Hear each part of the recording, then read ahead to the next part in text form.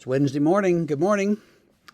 Today we read from Matthew 26, verses 26 through 29.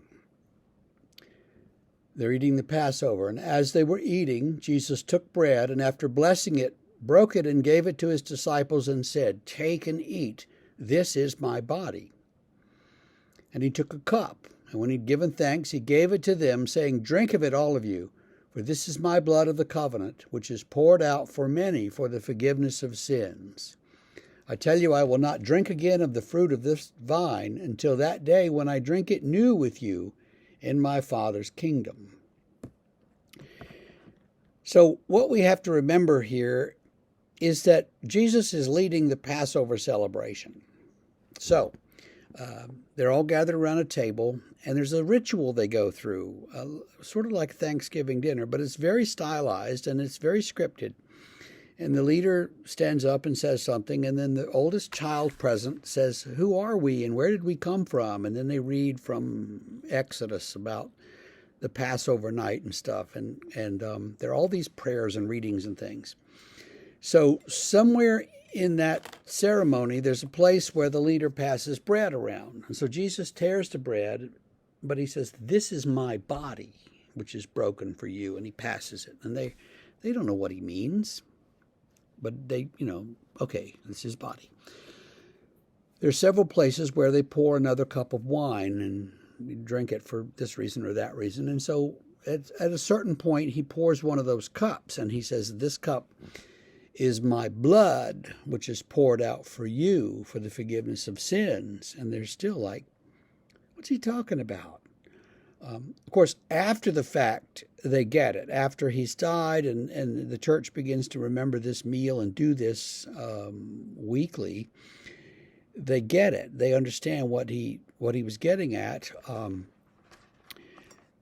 Through the centuries, the church's understanding of this meal has been very convoluted. There are those who believe, well, it's just a memorial to what Jesus did that night. Just we remember the Last Supper. And it's just bread and it's just grape juice. And there are those on the far other side who say, no, at a certain point it becomes the body and blood of Christ. It still looks like wine and bread, but it becomes really the body and blood of Christ. It seems to me that what's going on here is a rejection of Aristotle, but in the Reformation, but that's way too deep for us to get into here. And then there are all these in-between positions. In the Presbyterians, of course, is that Christ is spiritually present in the bread and the wine, whatever exactly that means, and that's open to lots of debate. So what exactly this meal means and conveys is up for a lot of discussion as we try to understand it. But it does mean that the grace of God comes to us in this meal. The church has always believed that this meal is where we are fed.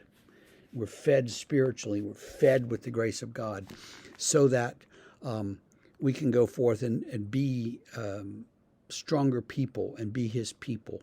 And so we come together and we remember and we're fed.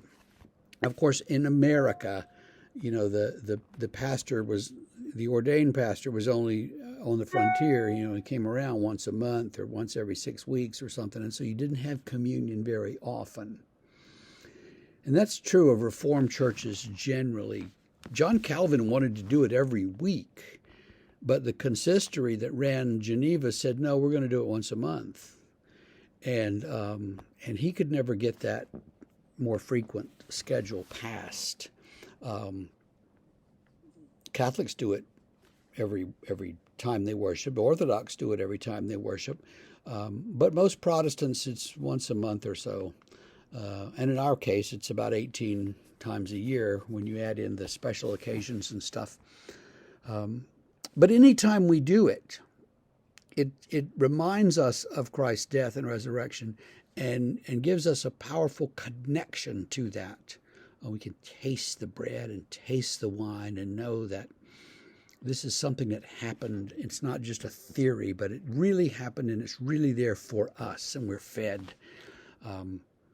we're fed. And I sometimes think of it as, as all those molecules disperse through my body, God, please, strengthen my body and spirit and draw me closer to you. So communion is something that we will do this Sunday, and I hope wherever you are, you will do it soon. And I hope that your day goes well. So we'll see you tomorrow with more of the story.